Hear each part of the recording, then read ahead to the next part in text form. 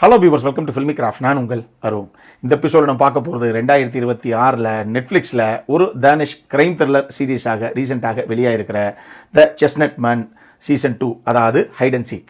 இதுதான் இந்த சீசனுடைய பேர். இப்போ இதனுடைய கதை என்ன, அதாவது இந்த சீசனுடைய கதை என்ன அப்படின்னு கேட்டிங்கன்னா, இதில் நம்ம கதாநாயகியுடைய பேர் நியா தொலின், கதாநாயகனுடைய பேர் மார்க் ஹெஸ். இவங்க ரெண்டு பேரும் அங்கே இருக்கக்கூடிய போலீஸ் டிபார்ட்மெண்ட்டில் இன்வெஸ்டிகேட்டர்ஸாக வேலை பார்க்கக்கூடிய நபர்கள். இந்த கதையை 1992 ஆரம்பிக்குது.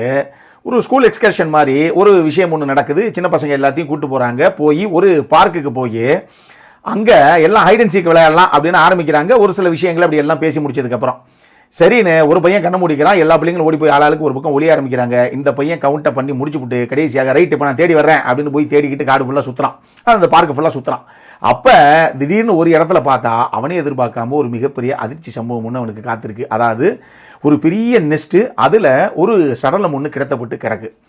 அதை பார்த்த உடனே இந்த பையனுக்கு அல்லு இல்லை, டப்புன்னு ஹெல்ப்புக்கு யாராவது வாங்க அப்படின்னு சொல்லி கூப்பிட்றான். நேரம் அங்கேயே கட் பண்ணி 33 வருடங்கள் கழித்து அப்படின்னு இப்போ கரண்ட்டுக்கு கதைக்களம் நகருது. இப்போ நான் சொன்ன மாதிரி ஹீரோயின் ரெண்டு பேரும் இன்வெஸ்டிகேட்டர்ஸாக இருக்கிறாங்க இல்லையா, இது ஒரு பக்கம். ஆனால் ஜாரா அப்படின்னு சொல்லி ஒரு லேடி, அந்த லேடி பஸ்ஸில் உட்காந்து அப்படி வந்துக்கிட்டு இருக்காங்க. அப்படி அங்கிட்ட பராக் பார்த்துட்டு அந்த அம்மா வந்துக்கிட்டே இருக்குது. கொஞ்ச நேரம் கழிச்சு அந்த அம்மாவுடைய ஃபோனுக்கு ஒரு மெசேஜ் ஒன்று வருது. அந்த மெசேஜ் என்னடா அப்படின்னு ஓப்பன் பண்ணி பார்த்தா அது ஒரு வீடியோ. என்னடா வீடியோ அது அப்படின்னு பார்த்தா அந்த அம்மா பஸ்ஸில் உட்காந்து அங்கங்கேயும் பார்த்துட்டு வர்றதை யாரோ அந்த பஸ்ஸில் இருக்க நபரே ரெக்கார்ட் பண்ணி அந்த அம்மாவுடைய மொபைலுக்கு மெசேஜாக அனுப்பிச்சிருக்காங்க. ஆனால் யாராக இருக்கும் இது, நம்மளை எப்படி ஸ்டாக் பண்ணுறது அப்படின்னு அந்த அம்மா நிமிந்து பார்த்தா எல்லாருடைய கையிலையும் ஃபோன் இருக்குது. ஆளாளுக்கு ஒரு பக்கம் ஒரு விஷயத்தை பேசிக்கிட்டு இருக்காங்க, பார்த்துக்கிட்டு இருக்காங்க ஃபோனில். இது யாராக இருக்கும் அப்படின்னு அவங்களுக்கு தெரியல. சரி, ஓகேன்னு ஒரு ஸ்டாப்பில் இறங்கி அவங்க மாட்டுக்கு இறங்கி நடந்து அவங்களுடைய வீட்டுக்கு போகிறாங்க. போய் அவங்களுடைய மகளுக்கு நான் வீட்டுக்கு சேஃபாக வந்து சேர்ந்துட்டேன், நீ எப்போ ஒரு அம்மாவை பார்க்க அப்படின்னு மெசேஜ் அனுப்பிச்சிட்டு இருக்காங்க. அப்போ கொஞ்ச நேரத்தில் திருப்பி ஒரு மெசேஜ் வருது. வந்தால் இவங்க வீட்டுக்கு வந்து சேர்ற வரைக்கவே ஒரு இடத்துலையும் ஒரு கார்னர் திரும்பி ஒரு தெருக்குள்ளே போய் அவங்க நேரம் வீட்டுக்குள் நுழையும் போது எல்லாத்தையுமே அடுத்தடுத்த வீடியோ மெசேஜாக அப்படி வந்துக்கிட்டே இருக்குது இவங்களுக்கு. அதை பார்த்து பயந்து போய் தான் வீட்டுக்கு ஓடி வந்து உள்ளே வந்து கதவை சாத்தின லேடி இவங்க. இப்போ கடைசியாக ஒரு மெசேஜ் வருது, ஃபவுண்ட் யூ அப்படின்னு. என்னது, அப்போ எங்கே இருக்காவ அப்படின்னு அப்படி திரும்பி பார்க்கறதுக்குள்ளேயே டப்புன்னு அவங்கள அப்படி கரண்ட் ஷாக்கு கொடுத்த மாதிரி அங்கேயே வச்சு சுருட்டி போட்டு நேர ஒரு நபர் கடத்துறாங்க. அந்த நபர் யார் அப்படின்னே தெரியல. அந்த மர்ம நபர் யார் அப்படின்னு அந்த இருட்டில் நமக்கு தெரியவும் இல்லை.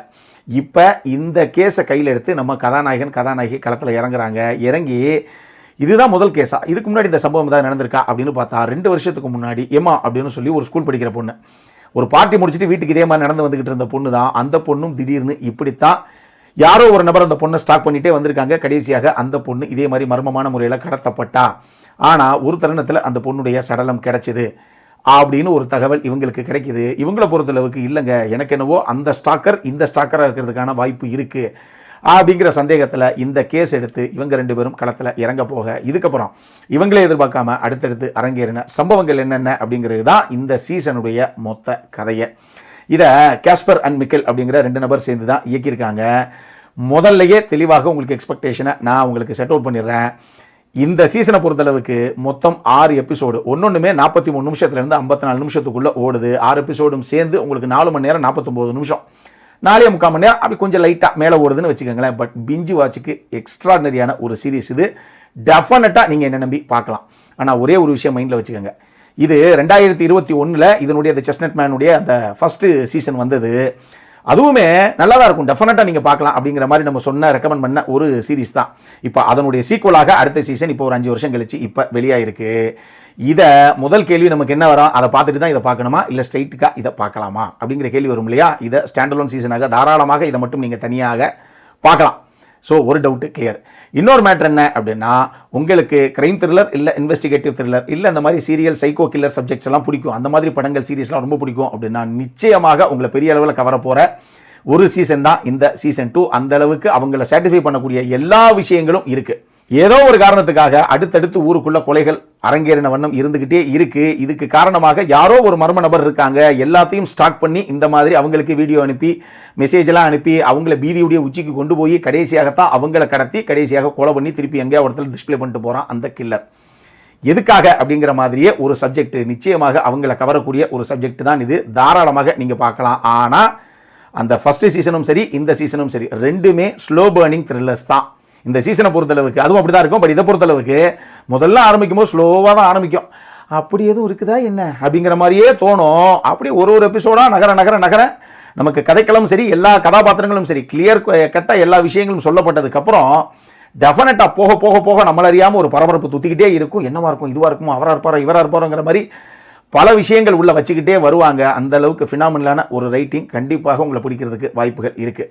இதில் 3வது எபிசோட்லேயே கிளைமேக்ஸில் ஒரு சம்பவத்தை பண்ணியிருப்பாங்க. அது ஒரு சில பேத்துக்கு ஒர்க் அவுட் ஆகிறதுக்கு வாய்ப்பு இருக்குது. ஒரு சில பேத்துக்கு என்னங்க இப்படி பண்ணி விட்டாங்க பாதியில் அப்படிங்கிற மாதிரி ஒரு ஃபீல் உங்களுக்கு வர்றதுக்கு வாய்ப்பு இருக்குது. பட் அதுவும் ஒரு முக்கியமான சம்பவம் தான் இந்த மொத்த சீரீஸை நீங்கள் பார்க்கும்போது. யார் இதில் கில்லர் அப்படிங்கிறத கண்டிப்பாக அவ்வளவு ஈஸியாக நீங்கள் கெஸ் பண்ண மாட்டீங்க. அதுதான் இதனுடைய ரைட்டிங்கு கிடைச்ச வெற்றி அப்படின்னு நான் சொல்லுவேன். இதை பார்த்தவங்களுக்கு நான் என்ன சொல்கிறேன், எதனால் சொல்கிறேங்கிறது அவங்களால கண்டிப்பாக புரிஞ்சுக்க முடியும். பட் பார்க்காதவங்களுக்கு நோ ஸ்பாய்லர்ஸ் அஹெட், அந்த மாதிரி எதையுமே நான் சொல்ல மாட்டேன். போய் பாருங்கள். பார்க்கணும்னா தாராளமாக பார்க்கலாம். ஒரு ஸ்லோ பர்னிங், அதை மட்டும் மைண்டில் வச்சுக்கோங்க. இதில் முக்கியமான கதாபாத்திரங்கள் அப்படிங்கிறது 2லேருந்து 3 கதாபாத்திரங்கள் தான். ஒன்று நியா துலின் அப்படிங்கிற அந்த கதாநாயகியுடைய கதாபாத்திரம், அதை ப்ளே பண்ண டேனிகா குர்சிக் அவங்களுடைய பெர்ஃபார்மன்ஸ் ஆகட்டும். இன்னொரு பக்கம் மார்க் ஹெஸ் அப்படிங்கிற அந்த கதாநாயகனுடைய கதாபாத்திரம், அதை ப்ளே பண்ண போயி ஃபால்ஸ்கார்ட் அவருடைய கதாபாத்திரமாகட்டும். அவங்க 2 பேரும் அட்டகாசமாக பண்ணியிருந்தாங்க அந்தந்த கதாபாத்திரத்தை. ஈவன் சப்போர்ட்டிங் காஸ்ட்லேயுமே ஒரு சில கதாபாத்திரங்கள் இருக்குது. பட் நான் அதை சொன்னேன் அப்படின்னா அதில் ஒரு சில ஸ்பாய்லர்கள் உங்களுக்கு வர்றதுக்கு வாய்ப்பு இருக்குது. அதனால் நான் சொல்லலை. மீதி எல்லாருமே அவங்கவுங்க எடுத்துக்கிட்டதை நீட்டாகவே பண்ணியிருந்தாங்க. டெக்னிக்கலி ஹை ஸ்டாண்டர்டில் ஒரு சீரிஸ் இது. ஃபர்ஸ்ட் பார்ட்டுமே அப்படி தான் இருந்தது. இதுவுமே அந்த டார்க் டோன்லேயே தான் செட் பண்ணியிருப்பாங்க. அது ரொம்ப நல்லாவே ஒர்க் அவுட் ஆகிருந்தது. அந்த அட்மாஸ்பியரை, அந்த மாதிரி ஒரு என்விரான்மெண்ட்டை கிரியேட் பண்ணுறதுக்கு இந்த சீசனுக்குள்ளேயும் அது மிகப்பெரிய அளவில் ஹெல்ப் பண்ணிச்சு அப்படின்னு தான் நான் சொல்லுவேன். அதை செம்மையாக பண்ணியிருந்தாங்க. கடைசி வரைக்கும் உங்களுக்கு அந்த பரபரப்பு இருக்கும். நான் சொன்ன மாதிரி ஒரு ஸ்லோ பர்னிங் ட்ராமா தான், ஒரு ஸ்லோ பர்னிங் த்ரில்லர் தான். ஆனாலும் அந்த பரபரப்பை கடைசி வரைக்கும் அவங்க எடுத்துகிட்டு போயிருந்தாங்க அப்படின்னு தான் நான் சொல்லுவேன். இதில் உங்களுக்கு ஏதாவது பிரச்சனை இருக்கா அப்படின்னு கேட்டால், ஒரு சில இடங்களில் லாஜிக்கலி கொஞ்சம் அவங்க பண்ணியிருக்கலாமோ, இது ஒரு கிரியேட்டிவ் ஃப்ரீடம் எடுத்துகிட்டு தான் ஒரு சில விஷயங்களை அவங்க பண்ணிட்டாங்களோங்கிற மாதிரி எனக்கு தோணுச்சு. அதையும் ஸ்பாய்லர் ஆகிடும் நான் சொன்னேன்னா, அதை நீங்கள் பாருங்கள். உங்களுக்கே நான் என்ன சொல்ல வர்றேன் அப்படிங்கிறது உங்களுக்கு தெரியும். அடல்காரனை பொறுத்தளவுக்கு இது ஃபேமிலியோடு பார்க்குறதுக்கு வாய்ப்பே இல்லை. இந்த 2 சீசன்லேயுமே சமாச்சாரங்கள்லாம் கண்டிப்பாக இருக்குது. அதனால் ஃபேமிலிக்கும் இந்த சீசனுக்கும் சம்மந்தமே கிடையாது. இதை மைண்டில் வச்சுக்கோங்க. இந்த சீரீஸு, அதுவும் இந்த சீசன் 2 சீசன் இருக்குது. பட் இந்த சீசனே உங்களுக்கு நெட்ஃப்ளிக்ஸில் அவைலபிளாக இருக்குது. ஆனால் தமிழ் டப்பிங்கில் அவைலபிளாக இல்லை. இங்கிலீஷ் டப்பிங்கில் இருக்குது, சப்டைட்டில்ஸோடு இருக்குது. அதெல்லாம் பிரச்சனை கிடையாது. ஆனால் தமிழ் டப்பிங் அவைலபிளாக இல்லை, தெளிவாக சொல்லிட்டேன். பட் நம்ம சைடில் இருந்து ஒரு ஹைலி ரெக்கமெண்டட் சீரீஸு, செம்மையான ஒரு சீரீஸு, ஒரு ஒர்த்து வாட்ச்சு, பிஞ்சு வாட்ச்சு. இந்த சீரீஸு கண்டிப்பாக மிஸ் பண்ணாமல் சட்டுப்புட்டுன்னு பார்த்து முடிங்க. 6 எபிசோடு தான். அப்புறம் என்ன, இதே மாதிரி இன்னொரு வீடியோவோட அடுத்த முறை உங்களை சந்திக்கிற வரைக்கும் இட்ஸ் அருண் சைனிங்.